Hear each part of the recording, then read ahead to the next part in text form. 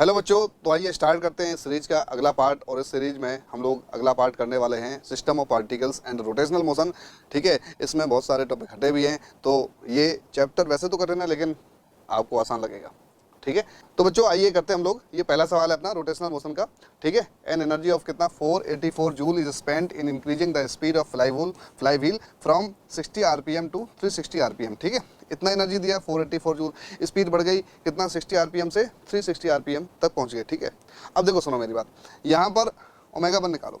RPM ये frequency दी है और आरपीएम में अगर है तो ओमेगा निकालने का तरीका, ओमेगा 1 आ जाएगा बेटा 2 पाई n1 अपॉन 60, क्योंकि ये पर मिनट दी है, हमें पर सेकंड चाहिए, तो हो जाएगा बेटा 2 पाई n कितना 60 अपॉन कितना 60, आंसर कितना आ जाएगा 2 पाई रेडियन पर सेकंड। इसलिए ओमेगा 2 कितना आ जाएगा बेटा, इसी प्रकार ओमेगा 2 आ जाएगा कितना 2 पाई n2 अपॉन कितना 60 आ जाएगा कितना 2 पाई n2 कितना है 360 अपॉन कितना 60, तो कितना आ जाएगा बेटा 6 टाइम में कटाइए, 6 दूनी 12 पाई आ जाएगा रेडियन पर सेकंड। अब सुनो मेरी बात, यहाँ पर ही आ गया। इसके बाद आप क्या करोगे, जो आपने एनर्जी दी वो कहाँ जाएगी, इसके काइनेटिक एनर्जी चेंज में। तो इसके पास कौन सी काइनेटिक एनर्जी है बेटा, रोटेशनल काइनेटिक एनर्जी। तो आप बोलोगे 484 आपने दिया, किस में जाएगा, half I omega 2 square minus omega 1 square. ठीक है, तो आई बराबर हो जाएगा 2 इंटू 484, 2 इंटू 484 अपॉन कितना ओमेगा 2 कितना है बेटा 12 पाई का होल स्क्वायर माइनस 2 पाई का होल स्क्वायर। इसे सॉल्व करोगे तो आ जाएगा लगभग 0.7 kg मीटर स्क्वायर। ठीक है, तो क्या बच्चों ये बात समझ में आई, कितना आसान सवाल था, आंसर हो जाएगा सेकंड, है ना। तो कोई कठिन काम नहीं है, जो एनर्जी दी उससे काइनेटिक एनर्जी चेंज हुई, बस आप कहाँ फंस सकते थे, ओमेगा डायरेक्ट रख देते, गलत आ जाता। ये फ्रीक्वेंसी है और रेवोल्यूशन पर मिनट में है, तो इसको चेंज करना पड़ेगा, पर सेकंड में निकालना पड़ेगा। इसलिए फॉर्मूला क्या बन जाएगा 2 पाई n बाई 60। रेवोल्यूशन आरपीएम दिया है तो ओमेगा होता है 2 पाई n बाई 60, पर सेकंड में दिया है, रेवोल्यूशन पर सेकंड है, तो डायरेक्ट फ्रीक्वेंसी का फॉर्मूला रख दो, 2 पाई f लगा दो, कोई दिक्कत वाली बात नहीं है। आगे बढ़ते हैं, आगे देखो f कितना है आपका 2 I cap plus J cap minus K cap and r इतना है, then scalar and vector product. तो स्केलर प्रोडक्ट निकालना तो बहुत आसान है बेटा, f डॉट r निकाल लो, f डॉट r। ठीक है, ये सवाल इसलिए लिया गया क्योंकि आप स्केलर प्रोडक्ट और वेक्टर प्रोडक्ट निकालना सीख जाओ। ठीक है, तो f डॉट r कितना हो जाएगा बेटा 2 I cap plus J cap minus K cap, और ये r कितना है 3 आई कैप प्लस 2 जे कैप माइनस 2 के कैप। ठीक है, तो i का i से करो बेटा, j का j से और k का k से, इतना ही तो करना होता है। i का i से करा 2 3 6 हो गया, j का j से करा कितना हो जाएगा 4 हो जाएगा बेटा, नहीं कितना हो जाएगा, i का i से करा 6 हो गया, j का j से करोगे तो कितना 1 इंटू 2 2 आ जाएगा, और k का k से करोगे तो कितना आ जाएगा प्लस का 2 माइनस 1 प्लस का 2 हो जाएगा, कितना आ जाएगा बेटा 6 4 10 आ गया। ठीक है, अब 10 दो सवाल में है, 2 ऑप्शन में है। अब 10 2 ऑप्शन में है, एक फर्स्ट में और फोर्थ में, तो आंसर कौन सा होगा, तो आंसर हमें चेक करना पड़ेगा बेटा। अभी हमें डॉट प्रोडक्ट मिला, क्रॉस प्रोडक्ट और निकालना है बेटा। तो बेटा क्या निकालना है, F cross R, F cross R, F cross R कितना हो जाएगा आई जे के, और एफ के एलिमेंट रखो, आई के नीचे आई का, जे के नीचे जे का और के नीचे के का, कितना आ जाएगा बेटा 2 1 माइनस 1। फिर आर के एलिमेंट रखो, आई के नीचे आई, जे के नीचे जे, के नीचे के, तो 3 2 माइनस 2। ठीक है, अब क्या तरीका है, आई जैसे का तैसा, आई जिस रो में है वो खत्म, जिस कॉलम में है वो खत्म। ये रो है हॉरिजॉन्टल और ये वर्टिकल कॉलम है बेटा, तो जिस रो में है वो खत्म और जिस कॉलम में है वो खत्म। क्या बचा, 1 का -2 से करोगे तो -2 आ गया। ठीक है, क्रॉस मल्टीप्लाई करना है, 2 का -1 से पहले ऊपर से नीचे का, फिर नीचे से ऊपर का, दोनों का डिफरेंस लेना है। क्या तरीका, जो 4 एलिमेंट बचेंगे, जिस रो और कॉलम में आई है उसको खत्म कर दिया है ना, आई से स्टार्ट कर देंगे एक्सपेंशन। अभी 4 एलिमेंट बचे 1 2 -1 -2, तो ऊपर से नीचे का 1 इंटू -2 आ गया, 2 इंटू -1 कितना आ गया बेटा -2 आ गया, तो -2 करोगे। ठीक है, बहुत बढ़िया। फिर आ जाएगा क्या बेटा, जे का क्या हो जाएगा, जे को हमें माइनस के साथ लिखना है, माइनस कितना आ जाएगा जे कैप। ठीक है, जिस कॉलम में है वो खत्म, जिस रो में है वो खत्म, 2 3 -1 -2 बचा, तो बेटा क्या लिखेंगे, 2 का -2 से मल्टीप्लाई -4 हो जाएगा, और 3 का -1 से मल्टीप्लाई कितना हो जाएगा -3, तो -3 आ जाएगा।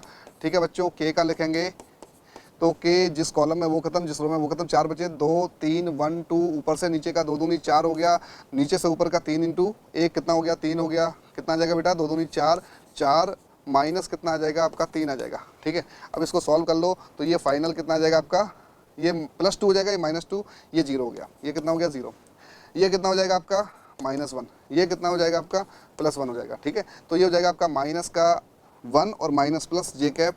ठीक है, और ये कितना आ जाएगा आपका प्लस का के कैप।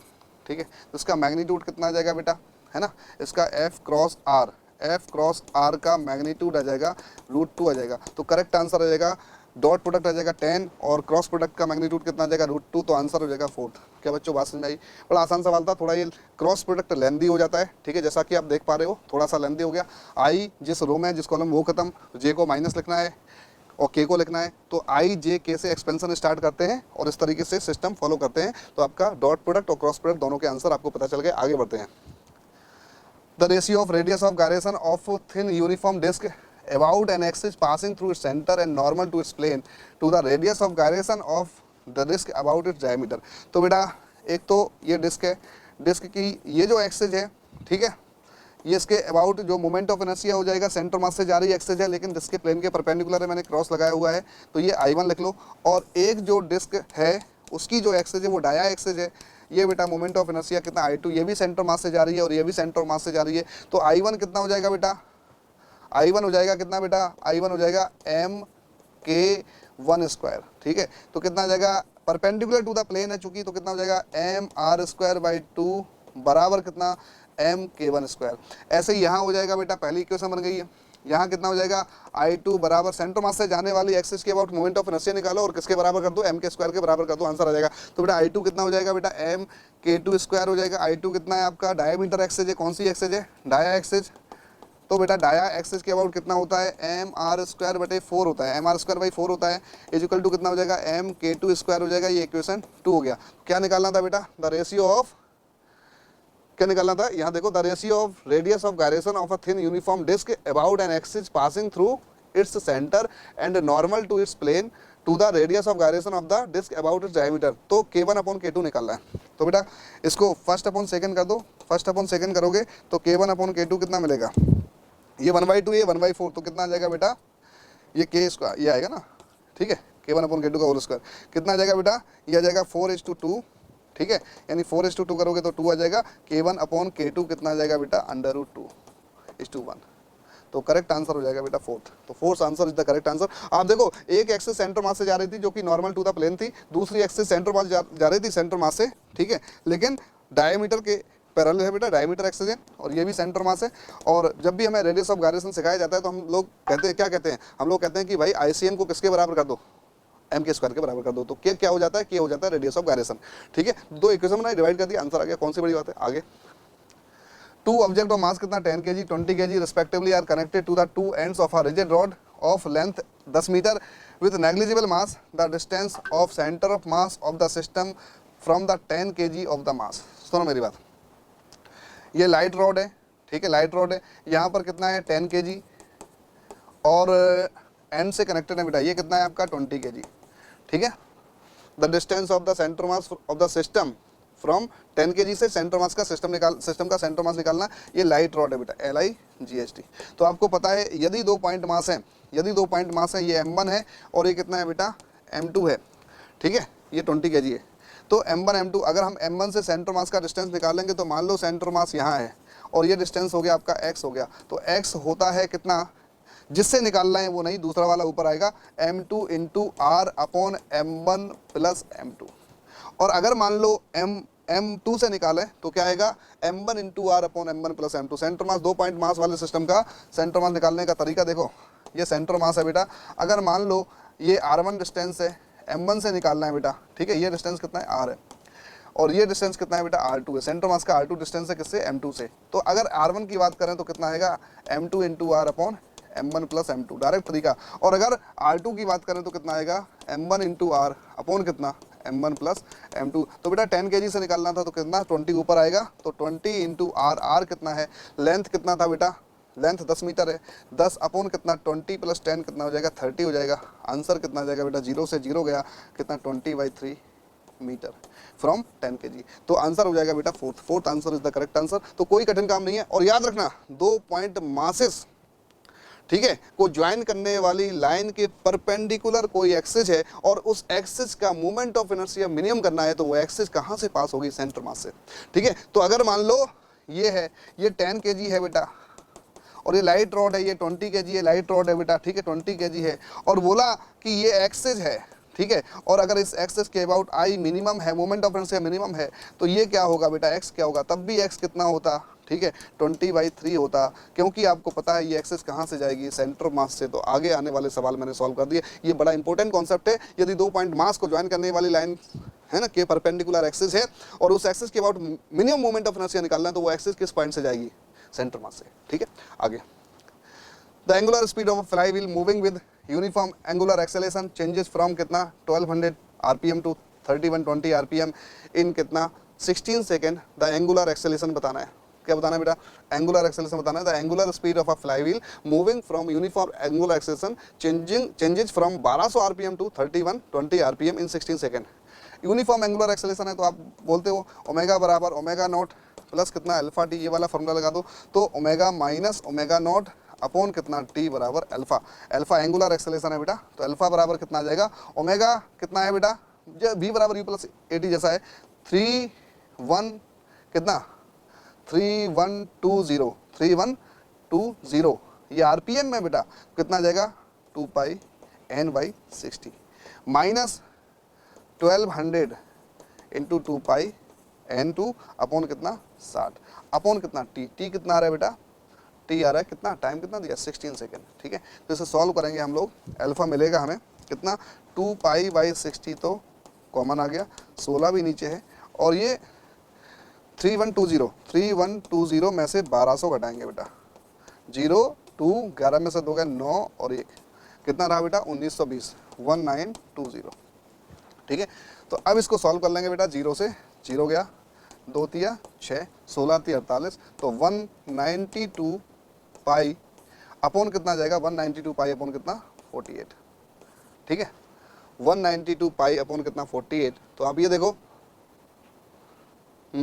4 से कट रहा है क्या, है ना, 4 से कट रहा है क्या, 4 से कटेगा, 4 अट्टे 32, 4 चौको 16 और 3 19। ठीक है, तो आंसर आ जाएगा 4 पाई रेडियन पर सेकेंड स्क्वायर। ठीक है, तो क्या बच्चों बात समझ में आई, कितना आसान सवाल था। आप ये देखो, the angular speed of a flywheel moving with uniform acceleration changes from 1200 से 3120 आरपीएम 16 सेकंड में हो रही है। वी बराबर यू प्लस ए टी का कॉन्सेप्ट है, बस एंगुलर मोशन में ये काम आ रहा है। तो ओमेगा बराबर omega not plus alpha T, तो इक्वेशन ऑफ मोशन पर बेस सवाल आ रहे हैं, कोई कठिन सवाल नहीं आ रहा है। कहीं मोमेंट ऑफ इनर्शिया पूछा गया, कहीं सेंटर मास का डिस्टेंस पूछा गया, कहीं कुछ पूछा गया। तो ये सवाल आप करंट जो ट्रेंड है एनटीए का वो देख पा रहे हो, तो बड़े आसान सवाल है, आप देख पा रहे हो। तो अल्फा बराबर कितना, बस यहाँ ध्यान रखने वाली बात है कि आरपीएम में दिया है, डायरेक्ट रख दोगे आंसर गलत आ जाएगा। ठीक है, पाई आ रहा है तो आपको सोचना ही है। ठीक है, ओमेगा कैसे निकालते हैं, अगर आरपीएम दिया है, ओमेगा होता है 2 पाई एन, है ना, और अगर आरपीएम है तो 2 पाई n/60 हो जाएगा। ठीक है, तो बेटा ओमेगा 2 ओमेगा 1 अपॉन 16, इसको सॉल्व कर लिया तो आंसर आ गया कितना बेटा 4 पाई, यानी fourth answer is the correct answer. ठीक है बच्चों, बात समझ में आ गई, आप देख लो, फिर देख लो एक बार सॉल्व करके, आंसर आ जाएगा 2 2 तिया 6 16 तिया 48 48 चौको 192 हो जाएगा, आंसर आ गया। आगे बढ़ते हैं। From a circular ring of मास कितना m and radius r correspond to a 90 degree sector is a removed। ठीक है, the moment of inertia of the remaining part of the ring about an axis passing through the centre of the ring perpendicular to the plane of the ring is k times mr², then the value of k। Mass कितना m है। ठीक है, अब ये देखो, ये इतना portion हटा दिया गया, कितना पोर्शन हटा दिया बेटा 1/3 हटाया गया, कितना from circular ring of mass capital M radius R and arc correspond to 90 degree, हाँ 90 डिग्री वाला आर्क हटा दिया, ये वाला पोर्शन रिमूव कर दिया। ठीक है, तो अब जो रिंग बने बचेगी वो कुछ इस तरीके से बचेगी बेटा, है ना। इसका मोमेंट ऑफ इनर्शिया कितना था, इसका तो सेंटर मास से जाने वाली एक्सिस के अबाउट आईसीएम कितना होता है, आईसीएम होता है बेटा कितना mr², रिंग के लिए है ना mr² होता है। ठीक है, अब कितना पोर्शन हटा दिया, इतना पोर्शन हटा दिया। तो याद रखना कि जो रिंग है इसके कितने भी टुकड़े करो, है ना, इसके कितने भी टुकड़े करो, हर टुकड़े का मोमेंट ऑफ इनर्शिया कितना हो जाएगा mr²। बस m क्या लेना है, मास उस टुकड़े का लेना है, रिंग का नहीं लेना है, मास उस टुकड़े का लेना है। तो क्या मैंने बताया कि रिंग हो या डिस्क हो, उसके कितने भी टुकड़े करो तो सेंटर से जाने वाली जो परपेंडिकुलर एक्सिस है उसके अबाउट जो मोमेंट ऑफ इनर्शिया किसी भी टुकड़े का, अगर रिंग का टुकड़ा है तो रिंग, डिस्क का टुकड़ा है तो डिस्क। ठीक है, तो किसी भी टुकड़ा चाहे वो रिंग का हो या डिस्क का हो, मोमेंट ऑफ इनर्शिया रिंग या डिस्क के जैसे ही होता है। मतलब अगर रिंग है तो रिंग के किसी टुकड़े का मोमेंट ऑफ इनर्शिया mr² होगा सेंटर से जाने वाली परपेंडिकुलर एक्सिस के अबाउट। m किसका मास लेंगे, टुकड़े का। डिस्क के किसी टुकड़े का मोमेंट ऑफ इनर्शिया mr²/2 होगा सेंटर से जाने वाली परपेंडिकुलर एक्सिस के अबाउट, बस मास किसका लेंगे, टुकड़े का। ठीक है, तो ये इसमें कॉन्सेप्ट लग रहा था। तो इसका मास कितना हो जाएगा, m था m/4 चला गया बेटा, जैसा कि देख पा रहे हो। ठीक है, m/4 चला गया, 3m/4 बचा, 3m/4 mr² लगा दो।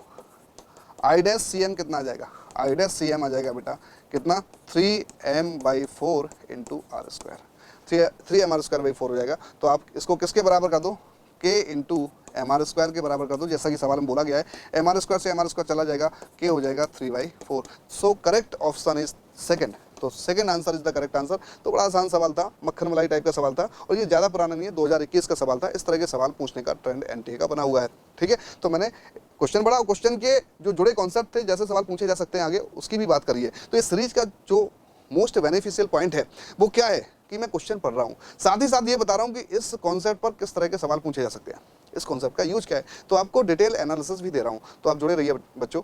आगे देखो ये सवाल है, ये बढ़िया सवाल है, टॉर्क पर बेस्ड है, ठीक है। इसमें क्या है, यूनिफॉर्म रॉड ऑफ लेंथ कितना 200 centimetre and mass 500 gram is balanced on a wedge placed at 40 centimetre mark. 200 centimetre length है रॉड की, ठीक है। और ये कितने पर बेटा 40 सेंटीमीटर पर हिंज है, 40 सेंटीमीटर पर हिंज है। ये पूरा कितना है आपका 200 है, यहाँ 160 है बेटा, यहाँ कितना होगा 200 है, ये कितना है 0 है। अच्छा सेंटर यहाँ आएगा बेटा, कितने पर आएगा 100 पर आएगा। सेंटर कितने पर आएगा बेटा 100 पर आएगा, क्योंकि 200 सेंटीमीटर है ना, ठीक है। सेंटर अब देखो 40 सेंटीमीटर पर ये क्या हिंज कर रखी है, ठीक है। Mass of 2 kg suspended from the rod at 20 centimetre, another unknown mass m is suspended from the rod at 160 centimetre mark as shown in the figure, find the value of m, find the value of so that the rod is in equilibrium. Rod equilibrium में बेटा, equilibrium की यदि बात करें तो net force equal to 0, net torque equal to 0। Equilibrium की बात करें, रोटेशनल इक्विलिब्रियम के लिए टॉर्क 0 होना जरूरी है, और ट्रांसलेशनल इक्विलिब्रियम के लिए फोर्स 0 होना जरूरी है। तो क्या बेटा यहाँ पर नेट टॉर्क भी 0 होगा और नेट क्या फोर्स भी 0 होगा, ठीक है। रॉड का मास कितना है बेटा 500 ग्राम है, 500 ग्राम है बेटा, है ना, 500 ग्राम है। तो आप क्या बोलोगे, यहाँ पर कितना आ जाएगा बेटा, ये सेंटर आ जाएगा, ये कितना आ जाएगा 500 ग्राम, यानी कितना आ जाएगा 0.5 g आ जाएगा, कितना आ जाएगा 0.5 g आ जाएगा। mg होता है ना, तो ये m हो गया इंटू जी, तो इसको हम किस में kg में कन्वर्ट कर लेंगे, तो 0.5 g आ जाएगा, ठीक है। अब आप एक काम कर सकते हो, net force equal to 0, net torque equal to 0। अच्छा ये डिस्टेंस दी है, तो आप क्या कर सकते हो, नेट टॉर्क को 0 कर सकते हो, है ना। तो सबसे पहले हम लोग नेट टॉर्क को 0 करेंगे, नेट फोर्स को भी 0 कर सकते हो, लेकिन उससे आंसर मिलेगा नहीं आपको, ठीक है, क्योंकि ये नेट जितना नीचे लगा उतना ही ऊपर लगेगा। तो यहाँ पे नॉर्मल रिएक्शन तो पता ही नहीं है हमें, ठीक है, यहाँ नॉर्मल रिएक्शन भी आएगा। तो आप सबसे आसान तरीका इसमें लग रहा है, नेट टॉर्क 0 कर दो अबाउट हिंज। ये क्या है बेटा, हिंज है, हिंज। अब ये देखो ये कैसा घुमाएगा, क्लॉकवाइज, है ना। ये देखो जैसे मान लो ये हिंज है, तो ये ऐसे फोर्स लगेगा तो ऐसे घूमेगी, एंटी क्लॉकवाइज हो गया बेटा, एंटी क्लॉकवाइज। ये देखो mg 2 kg हिंज के आउट कैसे घुमाए, 2 kg ऐसा फोर्स लगाएगा, ऐसा फोर्स लगाएगा, ऐसे फोर्स लगाएगा, तो कैसे घुमाएगा, एंटी क्लॉकवाइज। ये 500 ग्राम, ये जो सेंटर मास है, इसका जो वेट है, ये कैसा घुमाएगा हिंज के अबाउट, ये बेटा घुमाएगा क्लॉकवाइज, ठीक है। और ये भी कैसा घुमाएगा, क्लॉकवाइज, ठीक है। तो आप ये देखो, ये क्लॉकवाइज घुमा रहा है, ये भी भाई हिंज इस तरह पे ऐसे खींचेगा तो कैसे घूमेगी बेटा, देखो ना हिंज यहाँ है और ऐसे खींचेगी, ये फोर्स ऐसे खींचेगा, ये फोर्स ऐसे खींचेगा, तो कैसे घूमेगी रॉड, क्लॉकवाइज। और ये वाला फोर्स ऐसे खींचेगा तो कैसे घूमेगा, एंटी क्लॉकवाइज। तो आप क्या बोलो, torque clockwise equal to torque anti clockwise, तभी तो नेट टॉर्क 0 होगा। टॉर्क नेट क्या है 0। तो आप क्या बोलोगे, क्लॉकवाइज कितना आ जाएगा बेटा, क्लॉकवाइज आएगा 500 का 0.5 g, ठीक है, g मतलब ग्रेविटी, ठीक है, 0.5 तो वेट हो गया, मास हो गया बेटा, है ना, 0.5 kg, और इनटू ये डिस्टेंस कितना हो जाएगा, ये 40 है, और ये कितना है आपका 100 है, ठीक है। ये 100 है तो ये कितना बचा बेटा 60 बचा ना, इंटू 60, सारे सेंटीमीटर में तो कन्वर्ट करने की आवश्यकता नहीं है। इसका कितना हो जाएगा बेटा, ये 100 है और ये 160 है, तो कितना बचा। अब देखो ये नहीं देखना है, ये 40 है ना, हिंज से देखना है ना, तो हिंज से ये रॉड के सेंटर मास का डिस्टेंस कितना है बेटा 60, ठीक है। अभी देखो ये m मास है, तो ये हिंज से कितने डिस्टेंस पर, ये 40 है, 160 है, तो 120 आ गया, तो प्लस कितना m इंटू कितना 120। अब mg आएगा ना, तो mg इंटू कितना 120 बराबर क्लॉकवाइज किसका मिलेगा बेटा, क्लॉकवाइज मिलेगा इसका, है ना। तो कितना आ जाएगा बेटा, ये क्लॉकवाइज मिले दोनों टॉर्क, और ये जो 2 kg का मिलेगा वो कैसा मिलेगा, एंटी क्लॉकवाइज मिलेगा। तो क्लॉकवाइज टॉर्क को एंटी क्लॉकवाइज टॉर्क के बराबर करना है, ठीक है, तभी इक्विलिब्रियम में होगी। तो आप 2 kg का निकाल दो, तो 2 इंटू कितना g, है ना, इनटू कितना डिस्टेंस है हिंज से, ये 20 सेंटीमीटर है बेटा, ये 40 है, तो कितना 20 सेंटीमीटर हो गया, तो ये डिस्टेंस आ जाएगा 20 सेंटीमीटर का, ठीक है। जी से जी सब जगह कट जाएगा, ठीक है, 20 छक्का 20 16, 20 30 60, 20 से डिवाइड कर दिया, ठीक है। तो अब कितना बचा बेटा 0.5 इंटू 3, 1.5 बचा, ठीक है। ये कितना बचा बेटा, ये 6m बचा, ठीक है। यहाँ कितना बचा बेटा, 2 बचा, तो हो जाएगा 6m बराबर कितना, 0.5, ठीक है। यानी m बराबर कितना आ जाएगा बच्चों, 0.5 अपॉन कितना 6, 0.5 को 1/2 लिखोगे तो 1/12 आ जाएगा, ठीक है, kg, 1/12 kg, 1/12 kg, यानी करेक्ट आंसर फर्स्ट, ठीक है। तो अब ये देखो बड़ा आसान सवाल था, थोड़ा लेंदी जरूर था लेकिन आसान सवाल था बेटा। इसमें एक रॉड थी, रॉड को हिंज करा गया था, है ना, 0 से 40 सेंटीमीटर पर हिंज करा गया था। ये पूरी रॉड 200 सेंटीमीटर की थी। इस पे 2 मास थे, एक 2 kg एक m मास था, ठीक है। रॉड का खुद का वेट था, तो बताना था इक्विलिब्रियम में यदि रॉड है तो हमें m का वैल्यू कितना रखना चाहिए। तो मैंने देखा कि भाई साहब हिंज के अबाउट 2 kg एंटी क्लॉकवाइज, ठीक है, और ये जो रॉड का जो सेंटर मास है उस पर जो वेट जाएगा वो कैसा घुमाएगा, हिंज के अबाउट क्लॉकवाइज, m कैसा घुमाएगा, क्लॉकवाइज, ठीक है। 2 kg का डिस्टेंस कितना है, 20, ये कितना है बेटा 20, तो कितना हिंज से हो गया 20 सेंटीमीटर, तो उसका टॉर्क आ जाएगा 2 × g × 20 आ गया। इसका कितना आ जाएगा 0.5 इंटू ये कितना 100 और ये कितना 40, तो 60 आ जाएगा बेटा, है ना। तो 0.5 g × 60, force into R perpendicular, यही तो तरीका होता है टॉर्क निकालने का, ठीक है। तो हमने ऐसे काम किया और आंसर निकाल लिया, तो आंसर आ गया आपका, फर्स्ट आंसर आ गया। सही सवाल था, बढ़िया सवाल था, शानदार सवाल था। तो टॉर्क को समझा आपने, ठीक है। अब आगे क्या बेटा, find the torque about the origin when a force of कितना 3j Newton acts on a particle whose position vector is 2 km. Find the torque about the origin when a force of 3j Newton act on the particle, ठीक है, whose position vector is कितना। देखो अब ये देखो, ये क्या है आपका, ये आपका y, ये है x और ये है z, ठीक है। ओरिजिन के अबाउट टॉर्क निकालना है, टॉर्क के अबाउट ओरिजिन निकालना है, किसके अबाउट निकालना है, find the torque about origin when a force of कितना 3j के फोर्स लग रहा है, ठीक है, acts on a particle whose position vector कितना है बेटा, पोजीशन वेक्टर है कितना 2 km है, ठीक है। तो ये मान लो r वेक्टर हो गया, कितना r वेक्टर हो गया, है ना। Find the torque about the origin when a force of कितना कितना बेटा 3j, तो ये फोर्स हो जाएगा बेटा, ये ओरिजिन हो गया, ठीक है। तो एफ आर वेक्टर कितना है, आर वेक्टर है आपका कितना है, आर वेक्टर है बेटा 2k कैप, 2k कैप, और एफ वेक्टर कितना है, एफ वेक्टर है 3j कैप, ठीक है। ये मीटर में और एक इसमें न्यूटन में है, ठीक है, अच्छी बात है। अब टॉर्क अबाउट ओरिजिन निकालना है, ओरिजिन के अबाउट टॉर्क निकालना है, ठीक है।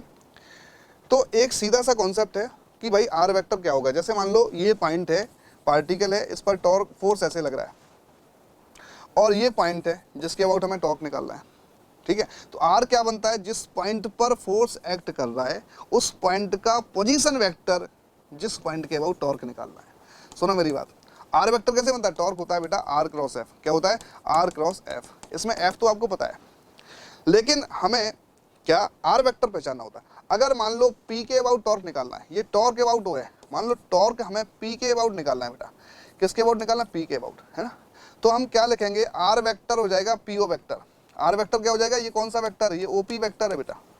अगर पी के अबाउट निकालना होता टॉर्क, किसके अबाउट निकालना होता, पी के अबाउट, और ओ पर फोर्स काम करता, किसके अबाउट निकालना होता, ओ पर फोर्स काम करता, और हमें पी के अबाउट टॉर्क निकालना होता, ठीक है। जैसे मान लो किस पर, ये पी पॉइंट है ना, और ये ओ है बेटा, इस पर फोर्स एक्ट कर रहा है, ठीक है, ये वाला वेक्टर लेना पड़ता हमें। तो आर डैश वेक्टर क्या हो जाता है आपका, पीओ वेक्टर हो जाता, पीओ वेक्टर। अभी आर वेक्टर क्या है, ओपी वेक्टर है, तो टॉर्क अबाउट पी इस केस में क्या आ जाएगा, इस केस में आ जाता आपका कितना R dash vector cross F, ठीक है बच्चों। तो टॉर्क निकालने में सबसे आसान काम, सबसे इंपॉर्टेंट काम क्या है, आर को पहचानना। जिस पॉइंट के अबाउट टॉर्क निकालना है उस पॉइंट के रिस्पेक्ट में पोजीशन वेक्टर निकाल लो, किसका, जिस पॉइंट पर फोर्स एक्ट कर रहा है, मतलब फोर्स वाले पॉइंट का, और जिस पॉइंट के अबाउट टॉर्क निकालना है, ठीक है। 2 पॉइंट हो गए, एक फोर्स वाला पॉइंट, एक जिस पॉइंट के अबाउट टॉर्क निकालना है। तो कौन सा आर वेक्टर आएगा, जिस पॉइंट के अबाउट टॉर्क निकालना है उससे किसकी तरफ, जिस पॉइंट पर फोर्स एक्ट कर रहा है उसका वेक्टर, ठीक है। तो आप क्या लिखोगे, टॉर्क हो जाएगा बेटा R cross F, R cross F, है ना। आर कितना आ गया बेटा, आर आ गया 2k कैप, और ये 3j कैप, तो 2 3 6 k क्रॉस j, ये हो जाएगा माइनस का 6i कैप न्यूटन मीटर, ठीक है, माइनस का 6i cap newton metre. Second answer is correct, ठीक है। तो बड़ा आसान सवाल था, मैंने आपको समझाया, ठीक है, फटाफट ये काम हो गया। आर क्रॉस एफ करना था। आर क्या है, दो पॉइंट होते हैं, एक पर फोर्स एक्ट करता है और एक वो पॉइंट जिसके अबाउट टॉर्क निकालना है, ठीक है। तो जिसके अबाउट टॉर्क निकालना है उससे किसकी तरफ का वेक्टर, जिस पॉइंट पर फोर्स एक्ट कर रहा है उसकी तरफ का वेक्टर, ठीक है। तो ओपी वेक्टर हो जाता है, क्या हो जाता है, ओपी वेक्टर हो जाता है, ये पी पॉइंट है बेटा, ठीक है। तो आपको बात समझ में आ गई, आंसर हो जाएगा सेकंड। आगे बढ़ते हैं, बढ़िया सवाल है बेटा। आगे सवाल है, a particle starting from rest moves in a circle of radius r, it attains a velocity of v0 in the nth round, it's angular acceleration is, ठीक है बेटा। तो क्या है, particle starting from rest moves in a circle of radius r, it attains the velocity कितना v0 है ना, इन nth round, ठीक है, nth रेवोल्यूशन हो गया, मतलब n रेवोल्यूशन हो गया, it's angular acceleration will be. तो आपको पता है, क्या पता है, ठीक है, रेस्ट से स्टार्ट कर रहा है बेटा, और कौन से राउंड में, nth राउंड में इसका स्पीड कितना हो गया, v0 हो गया, ठीक है। एंगुलर एक्सेलरेशन बताना है, कोई बड़ी बात नहीं है, ओमेगा बराबर ओमेगा नॉट है ना, प्लस क्या अल्फा टी, ये थोड़ा लेंथी पड़ेगा। एक इक्वेशन है आपकी ओमेगा स्क्वायर बराबर ओमेगा नॉट स्क्वायर प्लस कितना 2 अल्फा थीटा। तो बेटा ओमेगा नॉट स्क्वायर जीरो, ये रेस्ट से स्टार्ट कर रहा है, ओमेगा कितना हो जाएगा, ओमेगा हो जाएगा बेटा कितना v बाई आर है ना, ओमेगा हो जाएगा v नॉट बाई आर, इसका v बराबर आर ओमेगा होता है, v नॉट बराबर कितना आर ओमेगा, तो ओमेगा बराबर कितना आ जाएगा v नॉट बाई आर आ जाएगा, इसका होल स्क्वायर बराबर 2 अल्फा थीटा कितना हो जाएगा, कितना एंगल घूम गया, एक रोटेशन में, एक रेवोल्यूशन में कितना घूमता है 2 पाई, तो n रेवोल्यूशन में 2 पाई इंटू एन घूमेगा कि नहीं, है ना। तो टोटल एंगुलर डिस्प्लेसमेंट कितना हो जाएगा 2 पाई इंटू एन, तो जाएगा V not square upon R square equal to 4 pi alpha N, यानी अल्फा आ जाएगा V not square upon 4 pi R square into N, 4 pi R square into N, correct answer is 4, ठीक है। आप एक बार और देख लो, रेस्ट से स्टार्ट कर रहा था पार्टिकल, nth रेवोल्यूशन के बाद, n रेवोल्यूशन घूमने के बाद उसका वेलोसिटी हो गया, लीनियर वेलोसिटी हो गया कितना v0 हो गया, ठीक है। तो v बराबर आर ओमेगा लगा दिया, ओमेगा निकाल लिया। अब हमें क्या निकालना था, एंगुलर एक्सेलरेशन निकालना था, ठीक है। तो एंगुलर एक्सेलरेशन कैसे निकालोगे, ओमेगा बराबर omega not plus alpha T, इसमें टाइम नहीं दिया गया है। दूसरा क्या, ओमेगा स्क्वायर बराबर omega not square plus 2 alpha theta, इससे काम हो सकता है अपना, ओमेगा हो गया वेलोसिटी, ठीक है, और ये ओमेगा नॉट जीरो था, 2 अल्फा निकालना था, थीटा कितना हो गया, थीटा हो गया आपका कितना, एक रेवोल्यूशन में, एक चक्कर में 2 पाई घूमता है, तो n रेवोल्यूशन में 2 पाई n घूमेगा, ठीक है। तो हमने वैल्यू पुट करा के और ये अल्फा निकाल लिया, रेडियन पर सेकेंड स्क्वायर, तो करेक्ट आंसर हो जाएगा बच्चों 4th। आगे की बात करते हैं अपन। तो बच्चों ये सेशन रहा, ये इस सीरीज का पार्ट था, system of particles and rotational motion, ठीक है। तो ये बड़ा ही इंटरेस्टिंग सा पार्ट रहा अपना। आगे हम लोग इसी कड़ी में लेके आएंगे ग्रेविटेशन, बहुत इंपॉर्टेंट है, बहुत अच्छे अच्छे कॉन्सेप्ट की बात करेंगे क्वेश्चंस के जरिए। तो बच्चों जुड़े रहिए हमारे साथ, जब तक के लिए tata bye bye, all the best, thank you.